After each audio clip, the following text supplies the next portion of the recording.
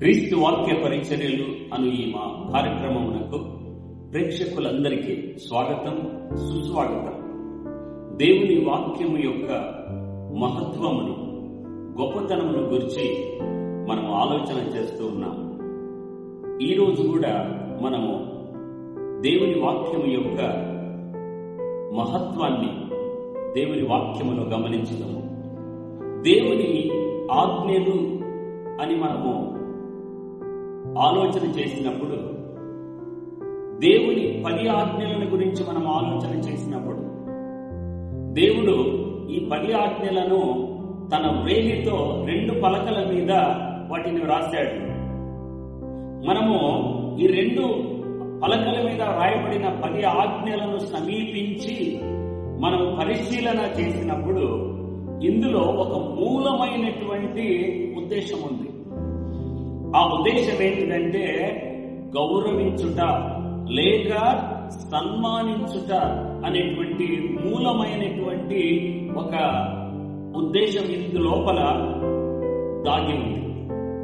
దీంట్లో మీరు గమనించినప్పుడు దేవుణ్ణి గౌరవించు, మొట్టమొదటిగా దేవుణ్ణి గౌరవించు.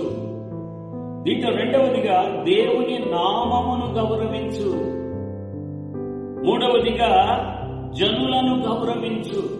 నీ ఎదురు ఉన్న వారిని, నీతో కూడా ఉన్న వారిని, నీ చుట్టూ ఉన్నటువంటి వారిని, నీ సమాజమును నీవు గౌరవించు. ఇందులో కుటుంబమును గౌరవించు, నీ భర్తను గౌరవించు, భర్త భార్యను గౌరవించు, తల్లిదండ్రులు పిల్లలను గౌరవించు, పిల్లలు తల్లిదండ్రులను గౌరవించాలి. కుటుంబంలో ఒక గౌరవము, వ్యక్తిగతమైన జీవము కొరకు మనం గౌరవించాలి. మన జీవితము ఈ భూమికి ఆయన పంపించిన ఈ జీవితాన్ని గౌరవించాలి. దీనిని సొసైటీకో లేక ఇంకొక దానికి దీనిని మనము పతనము చేయకూడదు, దీనిని మనము పాడు చేయకూడదు. ఆయన నీకు జీవాన్ని ఇచ్చి నిన్ను భూమికి పంపించాడు. సంకల్పము లేకుండా, ఉద్దేశము లేకుండా ఆయన పంపలేదు. కనుక ఇలాంటి గొప్ప అద్భుతమైన నీ యొక్క బ్రతుకును పాడు చేయకూడదు. దానిని గౌరవించాలి. నీ యొక్క జీవితాన్ని, నీ వివాహ జీవితాన్ని నువ్వు గౌరవించాలి. వివాహము అనేది అది ఘనమైనది అన్నిటిలో. దానిని గౌరవించాలి. అగౌరవముగా దానిని చెయ్యరాదు. ఆస్తిని గౌరవించాలి, ఇతరుల ఆస్తిని గౌరవించాలి, ఇతరుల యొక్క కీర్తిని కూడా గౌరవించాలి. ఇవన్నీ కూడా ఇందులో రాయబడి ఉన్నవి. ఈరోజు సమాజములో ఒక శుద్ధమైనదిగా, ఒక ఆరోగ్యకరమైనదిగా సమాజమును మనము కట్టాలంటే గౌరవముతోనే కట్టగలం. అంటే ఈ 10 ఆజ్ఞలలో ఉన్నటువంటి సందేశము స్పష్టపరుస్తా ఉంది.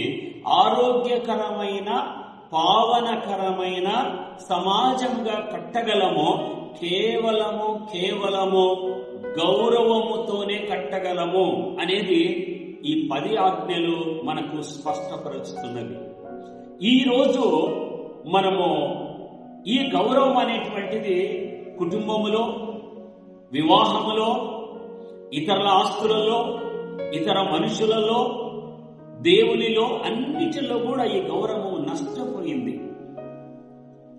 ఇది ఎప్పుడైతే నష్టపోయిందో ఇది ఎక్కడికి తీసుకొని పోతుందంటే అవినీతికి, అన్యాయమునకు మనల్ని తీసుకొని పోతుంది.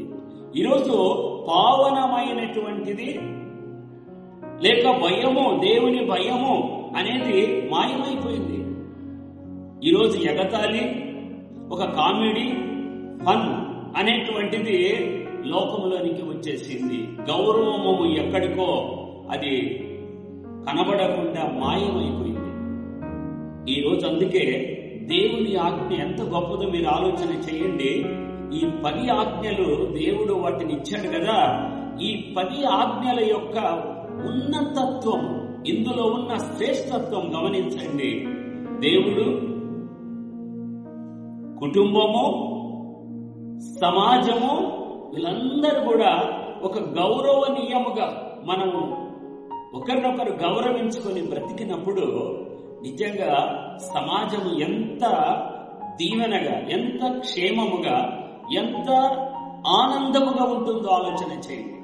అందుకే ఈ మాటలను, ఈ ఆజ్ఞలను మనము గట్టిగా పట్టుకొని వీటిని అనుసరించి ఆచరించినచో మన యొక్క జీవితంలో చాలా గొప్ప సంగతులను మనం చూడగలము. మన కుటుంబాన్ని మంచిగా కట్టుకోగలము, మన సంఘాన్ని కట్టుకోగలము, మనకున్న ఇతరులు సమాజమును కూడా కట్టుకోగలము.